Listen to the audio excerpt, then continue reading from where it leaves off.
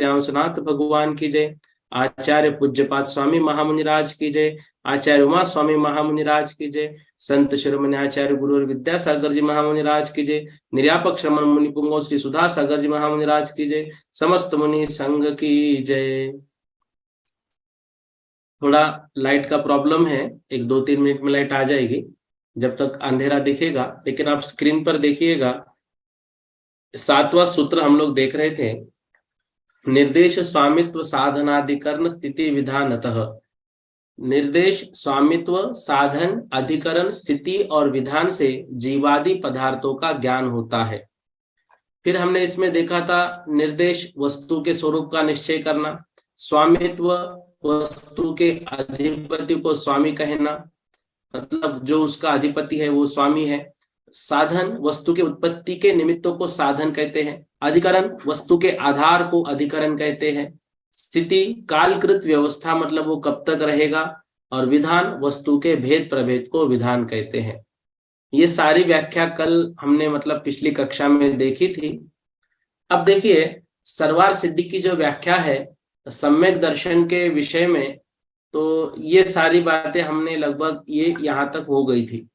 विशेषार्थ एक बार रिवीजन करके फिर आगे बढ़ते हैं। देखिए, पदार्थों के विवेचन करने की प्राचीन 2 परंपरा रही है। निर्देश आदि 6 अधिकारों द्वारा विवेचन करने की एक परंपरा और सत आदि 8 अधिकारों द्वारा विवेचन करने की दूसरी परंपरा। सत आदि 8 अधिकार कौन से? सत, संख्या, क्षेत्र, स्पर्शन, कालांतर, भावाल्प, बहुत्वेश्च। यहाँ तत्वार सूत्र के कर्ता गृद्धपिच्छ आचार्य ने 7वें और 8वें सूत्रों द्वारा इन्हीं 2 परंपराओं का निर्देश किया है। यहाँ टीका में निर्देश आदि के स्वरूप का कथन करके उनके द्वारा सम्यक दर्शन का विचार किया गया है। उसमें भी स्वामित्व की अपेक्षा जो कथन किया है उसका भाव समझने के लिए यहाँ मुख्य बातों का उल्लेख कर देना आवश्यक प्रतीत होता है। इन बातों को ध्यान में रखने से चारों गतियों में किस अवस्था में कहाँ कौन सम्यक दर्शन होता, इसका निर्णय करने में सहायता मिलती है। याद रखिएगा, जो 7वें सूत्र का अर्थ जो व्याख्या हमने पिछली कक्षा में देखी थी, एक बार उसको रिवीजन अवश्य कर लीजिए। एक बार मतलब उसको 4-5 बार पढ़ लेना, बहुत अच्छा दिया है उसमें। कौन से गति में किस अवस्था में कौन सा सम्यक दर्शन होता है वो उसमें समझाया है। तो उन सभी बातों को विशेष तौर पर ध्यान देकर हमें अच्छे से समझना है। अब देखो, क्षायिक सम्यक दर्शन का प्रस्तापक कर्म भूमि का मनुष्य होता है, ये तो निश्चित बात है। भोग भूमि का मनुष्य क्षायिक सम्यक दर्शन का प्रस्तापक मतलब उसकी शुरुआत नहीं कर सकता। क्षायिक सम्यक दर्शन शुरुआत कौन करेगा? उसका प्रस्तापक कर्म भूमि का मनुष्य है। किंतु ऐसा जीव कृत्य वेदक सम्यक दृष्टि या क्षायिक सम्यक दृष्टि हो जाने के बाद मरकर चारों गतियों में जन्म ले सकता है। कृत्य वेदक क्या कहलाता है? शॉर्टकट में देखिए, वेदक आता है कोई क्षायुक्षमिक सम्यक दृष्टि जीव है। ऐसे जीव ने अपने परिणामों की विशुद्धि के द्वारा क्षायिक सम्यक दर्शन प्राप्त करने का प्रयास शुरू किया है। अनंतानुबंधिका द्रव्य जो है वो अधिकतर उन्होंने नष्ट कर दिया है। मिथ्यात्व, सम्यक मिथ्यात्व, इन दोनों का द्रव्य भी पूर्ण रूप से नष्ट कर दिया है। सम्यक प्रकृति का बहुभाग क्षय कर दिया है। अब मात्र थोड़ा सा सम्यक प्रकृति का द्रव्य क्षय होना बाकी है, उसके बाद इन 7 का क्षय हो जाएगा और क्षायिक सम्यक दर्शन प्राप्त होगा। तो इन जो अनंतानुबंधी 4 मिथ्यात्व, सम्यक मिथ्यात्व का पूर्ण क्षय और सम्यक प्रकृति के बहुभाग का क्षय जिसने कर दिया है, ऐसे जीव को कृत्य वेदी कहलाता है। मतलब उसने बहुत सारे कार्य जो संसार में करने चाहिए थे वो ऑलरेडी कर लिए हैं। ऐसा जीव कृतकृत्य वेदक सम्यक दृष्टि कहलाता है। अब ऐसा जीव भी मरण कर सकता है, या फिर जिसने वह कृतकृत्य वेदक काम कंप्लीट करके क्षायिक सम्यक दर्शन प्राप्त कर लिया। तो ये दो प्रकार के जीव हो गए। एक वह जिसने सम्यक प्रकृति का बहुभाग नष्ट हुआ, वो कृतकृत्य वेदी कहलाएगा, अभी क्षायिक सम्यक दर्शन प्राप्त नहीं हुआ। या फिर वह जिसने क्षायिक सम्यक दर्शन प्राप्त कर लेने के बाद मरण कर लिया। तो ऐसे जीव मरकर चारों गतियों में जन्म ले सकते हैं। नरक में यह जीव प्रथम नरक में ही जाता है, दूसरे आदि नरकों में सम्यक दृष्टि मरकर उत्पन्न नहीं होता है। तिर्यंचों में व मनुष्यों में उक्त जीव उत्तम भोग भूमि के पुरुष वेदी तिर्यंचों में व मनुष्यों में ही उत्पन्न हो सकता है। तिर्यंच, मनुष्य और देवगतिक स्त्री वेदियों में कोई भी सम्यक दृष्टि जीव मरकर नहीं उत्पन्न होता। ये बातें हमने पढ़ ली थी। भवनक त्रिक में भी कोई भी सम्यक दृष्टि जीव मरकर नहीं उत्पन्न होता। उपशम सम्यक दृष्टि जीव मरकर देवों में ही उत्पन्न होता है। उसमें भी उपशम श्रेणी में स्थित उपशम सम्यक दृष्टि का ही मरण संभव है, अन्य का नहीं। हमने देखा था ना, जो देव गति में उपशम सम्यक्त्व के साथ जीव जा रहा है वो कौन सा जा रहा है? जो क्षपक श्रेणी एक होती है, एक उपशम श्रेणी होती है। तो उपशम श्रेणी चल रहा है, उससे पूर्व एक द्वितीयोपशम सम्यक्त्व होता है। तो वह उपशम सम्यक्त्व के साथ जीव जो है वहां पर मरण संभव है। ऐसे तो जो प्रथम उपशम सम्यक्त्व जो होता है उसमें मरण संभव ही नहीं है। कृत सम्यक दर्शन का एक भेद है। इसके सिवा दूसरे प्रकार के क्षोभशम सम्यक दृष्टि जीव मरकर देव और मनुष्य गति में ही जन्म लेते हैं, नरक और तिर्यंच गति में नहीं। ऐसे जीव यदि तिर्यंच गति और मनुष्य गति में होते हैं तो देवों में उत्पन्न होते, मतलब नरक गति या तिर्यंच गति या मनुष्य गति से क्षोभशम सम्यक दृष्टि जीव कहाँ जाएंगे? तो देवों में उत्पन्न होते हैं। यदि नरक गति और देव गति के होते हैं तो वे मरकर मनुष्यों में उत्पन्न होते हैं। देवगति में सम्यक दृष्टि जीव वहां से मरकर नियम से मनुष्यों में जन्म लेंगे। क्षायिक सम्यक दृष्टि और कृतकृत्य वेदक सम्यक दृष्टि जीव मरकर नपुंसक वेदियों में उत्पन्न होता हुआ भी प्रथम नरक के नपुंसक वेदियों में ही उत्पन्न होता है। मनुष्य गति और तिर्यंच गति नपुंसक वेदियों में नहीं उत्पन्न होता। ये ऐसी बातें हैं जिनको ध्यान में रखने से किस गति के जीव के किस अवस्था में कौन सम्यक दर्शन होता है इसका पता लग जाता है। उसका स्पष्ट उल्लेख मूल टीका में किया गया है। एक बात का उल्लेख कर देना आवश्यक प्रतीत होता है, वह यह कि गति मार्गना के अवंतर में भाव प्रधानता से किए गए हैं, द्रव्य वेद की प्रधानता से नहीं। इसलिए यहाँ सर्वत्र भाव वेदी स्त्रियों का ही ग्रह, जो स्त्री लिंग है या नपुंसक लिंग है वो भी उपशम श्रेणी क्षपक श्रेणी चल रहे हैं। तो किस अपेक्षा से? तो उन बातों को हमने देखा था, वह जो है ध्यान से वह भाव वेद की अपेक्षा से बात हो रही है।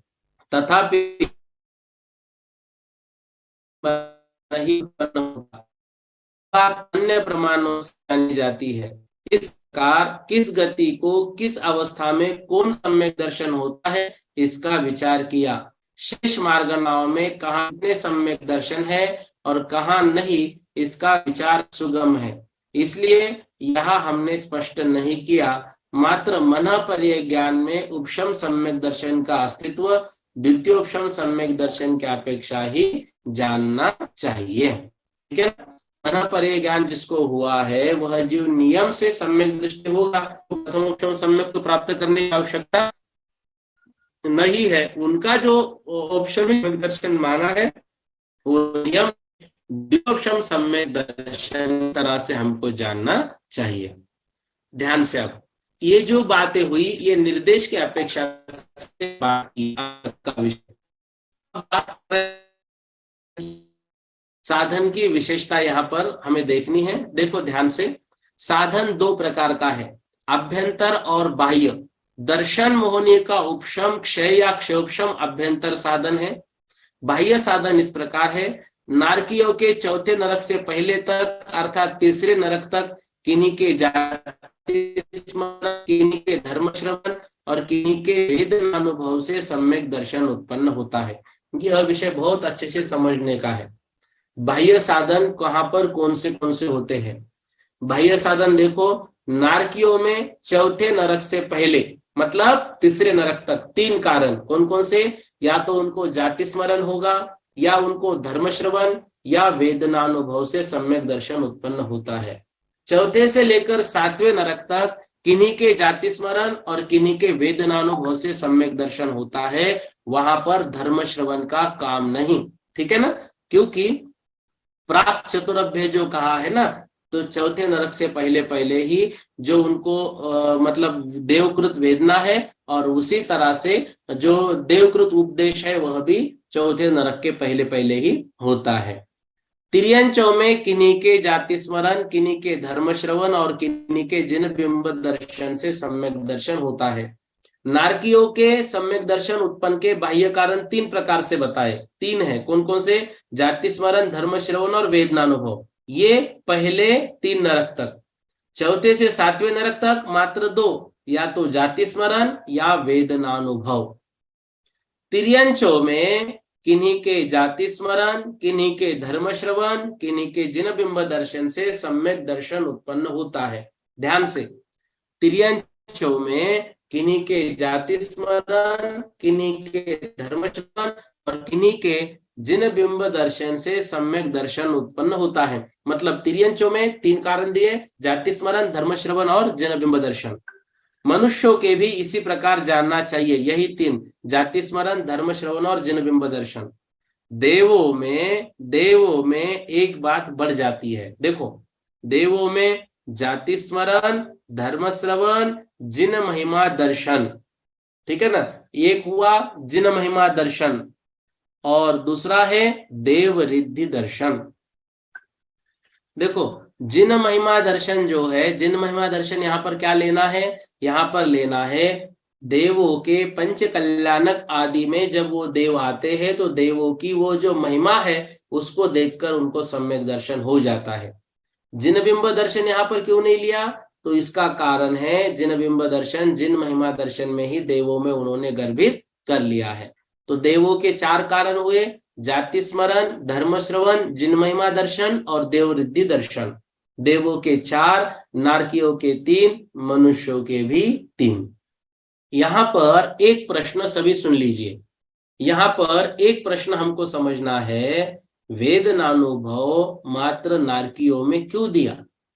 तिर्यंचों को भी कभी कभी भयंकर वेदना होती है, मनुष्यों को भी कभी कभी भयंकर वेदना होती है। देवों के तो वेदना का काम नहीं है, ठीक है, लेकिन इन दोनों के तो भयंकर वेदना हमने संसार में देखी है, फिर इनका वेदनानुभव से सम्यक दर्शन क्यों नहीं? उत्तर देते हैं, देखो, नारकियों में जो वेदना का अनुभव होता है उसके कण मात्र भी तिर्यंच या मनुष्य गति में वेदना का अनुभव नहीं है। तो यहाँ पर वेदना तो है, भयंकर वेदना भी है, लेकिन इतनी भयंकर वेदना नहीं है।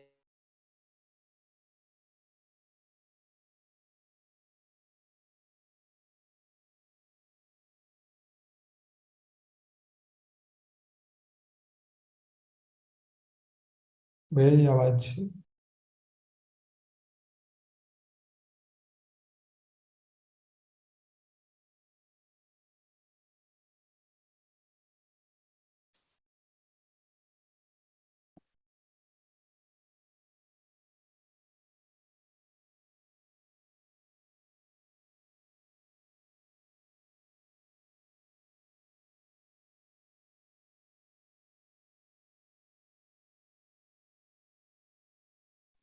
देखिएगा, जो आरन अच्युत, ध्यान से समझिए, जो आनत प्राणत आरन और अच्युत कल्प के देवों के देव रिद्धि दर्शन को छोड़कर शेष 3 साधन पाए जाते हैं। कौन कौन से? नवग्रहवेयक निवासी देवों के सम्यक दर्शन के साधन, किन्हीं के जाति स्मरण, किन्हीं के धर्म श्रवण। ध्यान से विषय समझिए। अभी देखो, देवों में सर्वप्रथम सामान्य रूप से 4 प्रकार के कारण बताए बाह्य साधन। कौन कौन से? जाति स्मरण, धर्म श्रवण, जिन महिमा दर्शन और देवरिद्धि दर्शन। अब यह व्यवस्था कब तक जाननी चाहिए? आनत कल्प से पूर्व तक। ठीक है ना?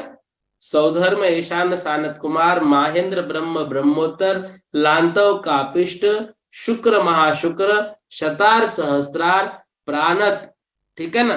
तो आनत प्राणत तो सहस्त्रार स्वर्ग तक, आनत कल्प से पूर्व तक, ये इन चारों से सम्यक दर्शन होगा। आनत, प्राणत, आरण और अच्युत कल्प में देव रिद्धि दर्शन को छोड़कर शेष 3 कारण पाए जाते हैं। शेष 3 कौन कौन से? जाति स्मरण, धर्म श्रवण, जिन महिमा दर्शन। वहां देव रिद्धि दर्शन को मतलब देखकर उनको सम्यक दर्शन नहीं होगा। क्यों? पहली बात, ऊपर के स्वर्ग के देव वहां पर आएंगे नहीं। ठीक है। दूसरी बात, उनको अपने आप में इतने परिणाम शांत होते हैं कि दूसरे देवों की रिद्धि को देखकर इनको आश्चर्य होता नहीं है, इसलिए देव रिद्धि दर्शन यहाँ पर कारण नहीं। नवग्रहवेग के निवासी देवों के सम्यक दर्शन का साधन किन्हीं के जाति स्मरण और किन्हीं के धर्म श्रवण। ये जिन महिमा दर्शन भी नहीं, क्योंकि ये यहाँ पर पंच कल्याणक आदि में नहीं आते हैं। अनुदिश और अनुत्तर विमानों में रहने वाले देवों के यहाँ यह कल्पना नहीं, क्योंकि वहां सम्यक दृष्टि जीव ही उत्पन्न होते हैं। समझ रहे हो ना? अनुदिश और अनुत्तर विमानों में सम्यक दर्शन प्राप्त करने की साधन की आवश्यकता नहीं है। क्यों नहीं है भाई? पानी की आवश्यकता तब लगेगी जब प्यास लगेगी। जहां प्यास ही नहीं लगती वहां पानी की क्या आवश्यकता है? तो वहां पे वो जो सम्यक दृष्टि जीव है वो सम्यक दर्शन के साथ ही वहां पे जन्म लिए हैं, तो उनको फिर सम्यक दर्शन प्राप्त करने की अलग से आवश्यकता नहीं है, तो फिर उनके कारणों की भी आवश्यकता नहीं है। यह विषय बहुत अच्छे से याद रखना। ये प्रश्न परीक्षा में आ सकता है, कौन से गति में कौन सा सम्यक दर्शन होता है, या फिर कौन से गति में सम्यक दर्शन प्राप्त करने के बाह्य साधन कौन कौन से होते हैं। नरक गति में कौन सा, देव गति में कौन सा, तिर्यंच गति में कौन सा, मनुष्य गति में कौन सा। फिर मनुष्य गति में भी क्या विशेषता दी, देव गति में भी क्या विशेषता दी, नरक गति में भी क्या विशेषता दी, यह अभी हमने अच्छे से पढ़ा है। ऐसे प्रश्न परीक्षा में बन सकते हैं, इसको अच्छे से याद रखना, ये काम का विषय है। ठीक है ना? 7वां 8वां सूत्र बहुत अच्छे से याद रखना। अधिकरण 2 प्रकार का है, अभ्यंतर और बाह्य। अभ्यंतर अधिकरण, जिस सम्यक दर्शन का जो स्वामी है वही उसका अभ्यंतर अधिकरण है। अधिकरण मतलब क्या? आधार। अधिकरण मतलब आधार। उस सम्यक दर्शन के आधार क्या क्या है? तो उस सम्यक दर्शन के आधार जो है 2 प्रकार के हैं, अभ्यंतर और बाह्य। अभ्यंतर अधिकरण, जिस सम्यक दर्शन का जो स्वामी है वही उसका अभ्यंतर अधिकरण है। यद्यपि संबंध में षष्ठी और अधिकरण में सप्तम विभक्ति होती है, फिर भी विवक्षा के अनुसार कारक की प्रवृत्ति होती है। अतः षष्ठी विभक्ति द्वारा पहले जो स्वामित्व का कथन किया है उसके स्थान में सप्तम विभक्ति करने से अधिकरण का कथन हो जाता है। ये व्याकरण का विषय है, ये नहीं भी समझ में आए तो कोई दिक्कत नहीं। बाह्य अधिकरण लोक नाड़ी है। अधिकरण मतलब आधार। अंतरंग आधार क्या हुआ?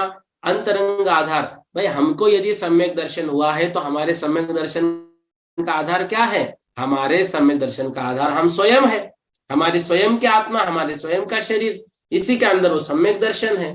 और बाह्य आधार लोक नाड़ी, क्योंकि लोक नाड़ी के बाहर सम्यक दर्शन पाया नहीं जाता है, लोक नाड़ी के अंदर ही पाया जाता है। शंका, वह कितनी बड़ी है लोक नाड़ी? बता रहे हैं 1 राजू चौड़ी और 14 राजू लंबी। 1 राजू चौड़ी ऐसी आड़ी और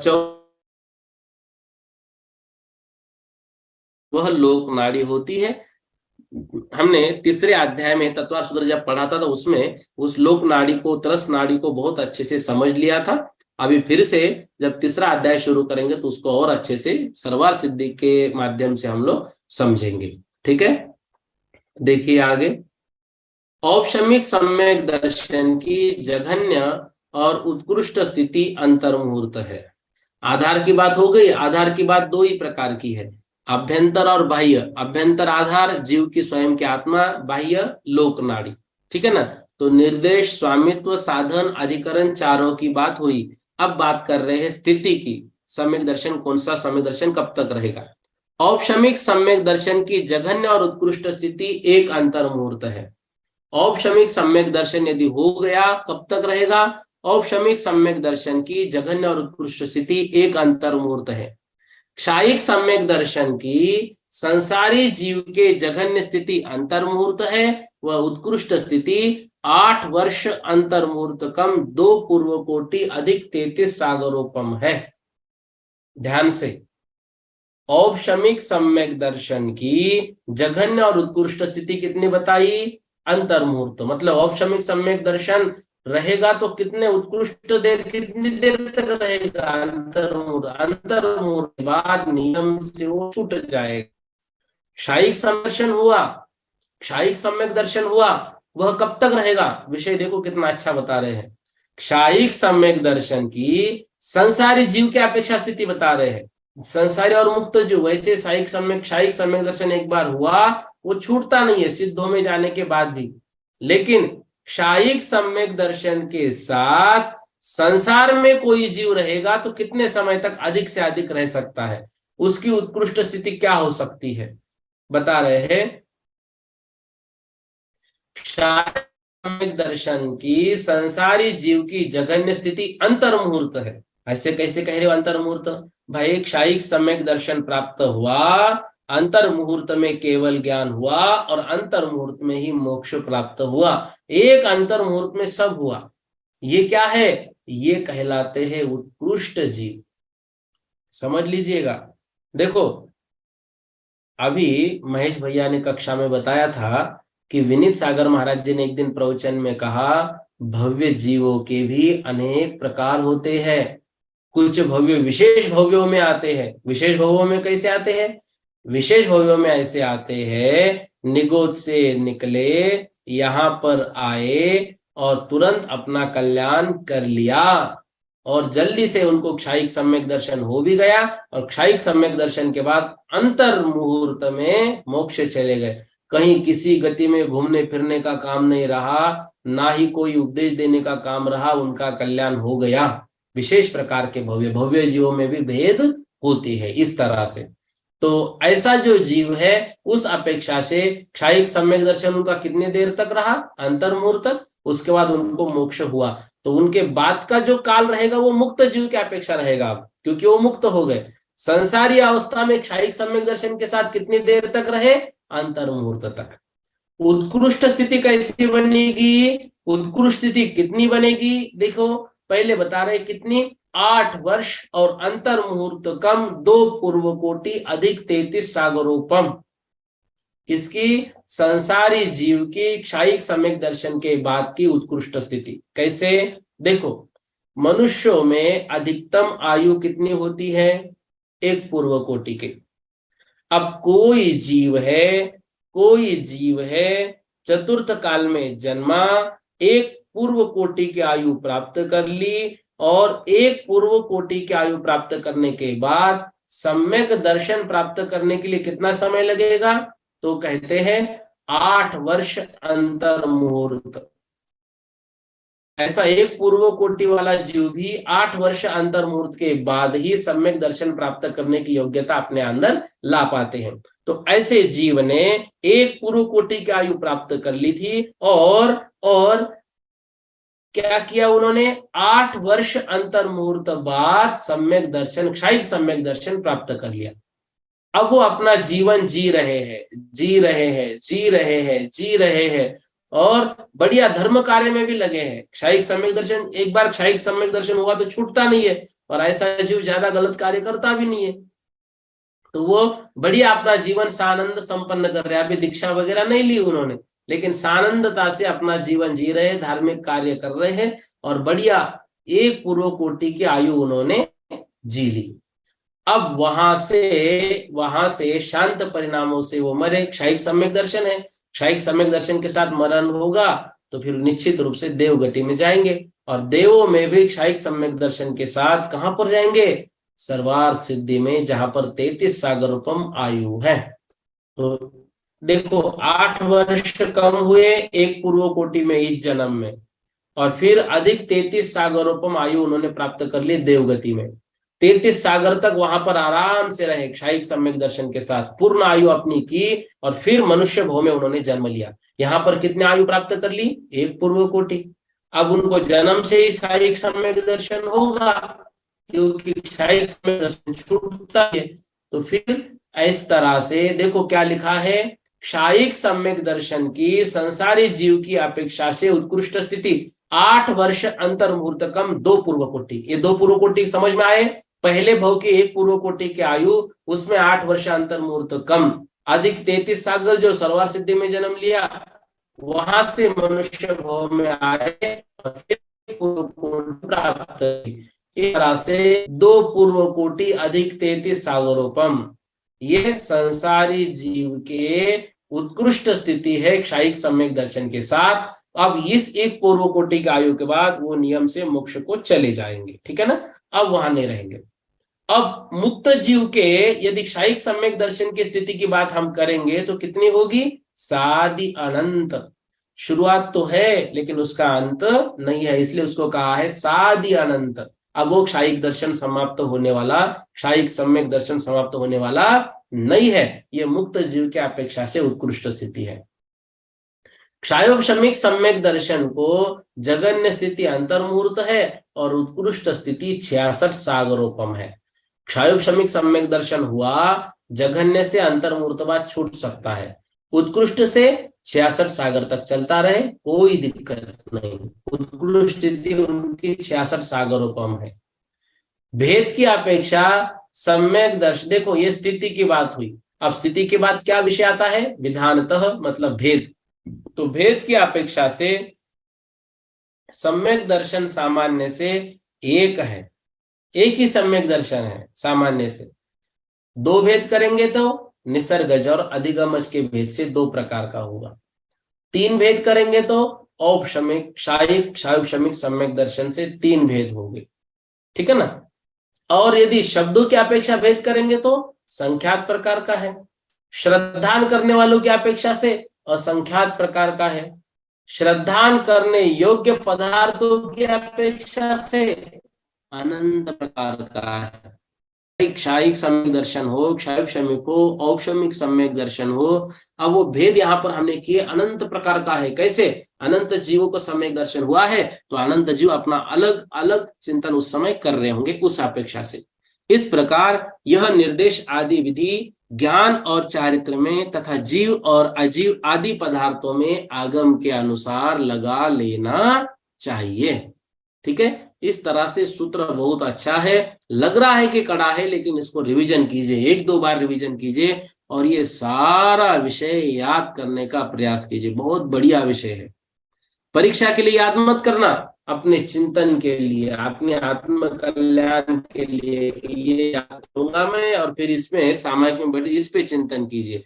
ये सम्यक दर्शन कब तक रहेगा, इसकी स्थिति क्या रहेगी, देवगति में कौन सा सम्यक दर्शन होगा, उसके कारण कौन कौन से रहेंगे, कौन सा सम्यक दर्शन पर्याप्तक अवस्था में रहेगा और कौन सा निवृत्त पर्याप्तक अवस्था में रहेगा। इस तरह से हम अलग अलग प्रकार से उसका चिंतन कर सकते हैं, मन भी लग जाएगा और हमारा विषय भी क्लियर हो जाएगा, ठीक है। इस तरह से थोड़ा सा विषय हमको समझना है। अब देखो नीचे प्रश्न पूछ रहे हैं, यह सूत्र किस लिए कहा गया है? ध्यान से, यह सूत्र किस लिए कहा गया है? कह रहे हैं मध्यम रुचि शिष्यों के अभिप्राय के अनुसार तत्वार्थों के जानने के अन्य उपायों को सूचित करते हुए यह सूत्र अवतरित हुआ है। देखो, नाम, स्थापना, द्रव्य और भाव एकदम सामान्य रुचि वाले शिष्यों के लिए, उससे जो और रुचि रखना चाहते हैं ऐसे मध्यम रुचि वाले शिष्यों के अभिप्राय को और समझाने के लिए यह सूत्र बताया है। इस प्रकार प्रमाण और नय के द्वारा जाने गए जीवादि पदार्थों के जानने के दूसरे उपाय बताने के लिए यह सूत्र कहा गया है। ये निर्देश आदि प्रमाण रूप है या नय रूप? ध्यान से, ये निर्देशादि 6 अनुयोग संपूर्ण रूप से वस्तु का विषय करते हैं, जो ध्रुव ज्ञान रूप प्रमाणात्मक है बन जाते हैं, और यदि उस वस्तु के एक देश को विषय करते हैं तो नयात्मक बनते हैं। अब देखो, ये निर्देश आदि प्रमाण नए प्रमाण रूप भी है, नए रूप भी है। ये ध्रुव ज्ञान रूप है तो प्रमाण सब संपूर्ण रूप से जाने तो, और उस वस्तु के एक देश को विषय करते तो नयात्मक बनते हैं। दोनों प्रकार से निर्देश आदि का सूत्रोक्त क्रम क्यों कहा गया? निश्चित पदार्थ के स्वरूप का निश्चय हो जाने पर उसके स्वामित्व साधन आदि जानने की इच्छा होती है, अतः सर्वप्रथम निर्देश का ग्रहण किया गया है और स्वामी आदि का कथन प्रश्नों के अनुसार किया गया है। सम्यक दर्शन आदि में निर्देशन आदि कथन किस प्रकार करना चाहिए? अब ये प्रश्न है 5 मार्क के लिए बड़ा प्रश्न, कि सम्यक दर्शन को निर्देश आदि के साथ घटित कीजिए। कैसे करेंगे? ध्यान से समझो। सम्यक दर्शन के निर्देश आदि में जो हमें उसको घटाना है तो कथन करना है, तो कैसे? निर्देश जीवादि पदार्थों का श्रद्धान करना सम्यक दर्शन है, ठीक है, निर्देश किया, ऐसा कथन करना निर्देश है। नामादि के द्वारा सम्यक दर्शन का कथन करना सम्यक दर्शन का निर्देश है। स्वामी, सम्यक दर्शन के सामान्य किसके होगा? उसका स्वामी जीव, विशेष रूप से गति मार्जना आदि के अनुसार कथन करना हमने अभी समझा। साधन 2 प्रकार का हो सकता है। ध्यान से, साधन 2 प्रकार का हो सकता है, आभ्यंतर एवं बाह्य। दर्शन मोहनीय का उपशम क्षय या क्षयोपशम सम्यक दर्शन का अभ्यंतर साधन है, एवं बाह्य साधन जाति स्मरण आदि को जानना चाहिए। का उपशम क्षय और क्षयोपशम, और अभ्यंतर साधन और बाह्य साधन जाति स्मरण आदि जो हमने अभी देखे। अधिकरण के 2 भेद है, अभ्यंतर और बाह्य। जिस सम्यक दर्शन का जो स्वामी है वही उसका अभ्यंतर अधिकरण, और 1 राजू चौड़ी 14 राजू लंबी 13 नाड़ी जो है वह बाह्य अधिकरण है। स्थिति, सम्यक दर्शन की जगन्य स्थिति अंतर्मुहूर्त एवं उत्कृष्ट स्थिति सादी अनंत है। विधान, सम्यक दर्शन के 1, 2, 3 संख्यात असंख्यात अनंत प्रकार के भेद हो सकते हैं, ये बात अभी हमने पढ़ी। ज्ञान में निर्देश आदि का कथन किस प्रकार करें? अब ज्ञान में घटाना है, सम्यक दर्शन में तो ठीक है घटा लिया, ज्ञान में देखो, जीवादि तत्वों के प्रकाशन को ज्ञान कहते हैं। जीवादि तत्वों का प्रकाशन हुआ उसको क्या कहते हैं? उसको ज्ञान कहते हैं। नाम ज्ञान, स्थापना ज्ञान आदि रूप भी ज्ञान होता है। ज्ञान का स्वामी आत्मा या ज्ञान पर्याय है। ज्ञानावरणादि कर्म का क्षयोपशम तथा ज्ञान गुण प्रकट होने की योग्यता ज्ञान का साधन है। ध्यान से, ज्ञान का स्वामी आत्मा या ज्ञान पर्याय, ज्ञानावरणादि का क्षयोपशम तथा ज्ञान गुण प्रकट होने की योग्यता ज्ञान साधन। अधिकरण, आत्मा का स्वाकार अपना आकार अधिकरण है, क्योंकि ज्ञान आत्मा से बाहर तो रहेगा नहीं। मत्ती आदि 4 ज्ञान सादी शांत है एवं केवल ज्ञान सादी अनंत है। विधान, सामान्य से ज्ञान एक है, प्रत्यक्ष और परोक्ष के भेद से 2 प्रकार का है। द्रव्य गुण और पर्याय रूप से ज्ञेय के भेद से 3 प्रकार का है, और नामादिक के भेद से 4 प्रकार का है। इसी प्रकार ज्ञेयाकार परिणति की भेद से ज्ञान संख्यात असंख्यात और अनंत विकल्प वाला होता है। तो ये ज्ञान के अनुसार भी यहाँ पर निर्देश आदि का यहाँ पर बताया। अब देखो, चारित्र में निर्देश आदि का कथन कैसे करें, विषय को बहुत अच्छे से समझिए। चारित्र में, चारित्र का पहले निर्देश करना है, व्याख्या बतानी है, तो क्या बताएंगे? कर्मों के आने के कारणों की निवृत्ति, ये चारित्र है, अथवा नामादि रूप चारित्र होता है। स्वामी, चारित्र का स्वामी कौन होगा? आत्मा या चारित्र पर्याय। साधन, चारित्र मोहनीय कर्म की उपशम आदि और चारित्र के प्रकट करने की स्वशक्ति ही साधन है। अधिकरण, स्वामी संबंध के योग्य आत्मा या वस्तु का चारित्र अधिकरण है। स्थिति, चारित्र की जगन्य स्थिति अंतर्मुहूर्त और उत्कृष्ट स्थिति कुछ कम पूर्वकोटि प्रमाण है, अथवा औपशमिक क्षयोपशमिक चारित्र सादी शांत है, क्षायिक चारित्र शुद्धि की प्रकटता की अपेक्षा सादी अनंत है। ठीक है ना, इसमें चारित्र का जो कथन है वो व्यवस्थित प्रकार से किया है। देखो विधान, सामान्य से चारित्र सर्वसावध्य योग निवृत्ति रूप एक प्रकार का है, अर्थात चारित्र मोह के उपशम क्षय व क्षयोपशम से होने वाले आत्मा विशुद्धि की है। बाह्य अभ्यंतर निवृत्ति अथवा व्यवहार निश्चय के भेद से दो प्रकार का चारित्र होगा। प्राणी संयम इंद्रिय संयम की अपेक्षा दो प्रकार का है। औपशमिक क्षायिक और क्षयोपशमिक के भेद से तीन प्रकार का है। उत्कृष्ट मध्यम व जघन्य विशुद्धि के भेद से तीन प्रकार का है। चार प्रकार के यति की दृष्टि से या चतुर्यम की दृष्टि से चार प्रकार का है, अथवा छद्मस्तों का सराग और वीतराग तथा सर्वज्ञों का संयोग और अयोग इस तरह से चार प्रकार का है। सामायिक छद्मस्थापना आदि के भेद से पांच प्रकार का है। हमने पढ़ा था ना, सामायिक छेदोपस्थापना आदि, ये सारे विषय हमारे हुए थे। सामायिक छेदोपस्थापना, परिहार शुद्धि, सूक्ष्म संप्रदाय और यथाख्यात आदि के भेद से वो पांच प्रकार का है। इस प्रकार विविध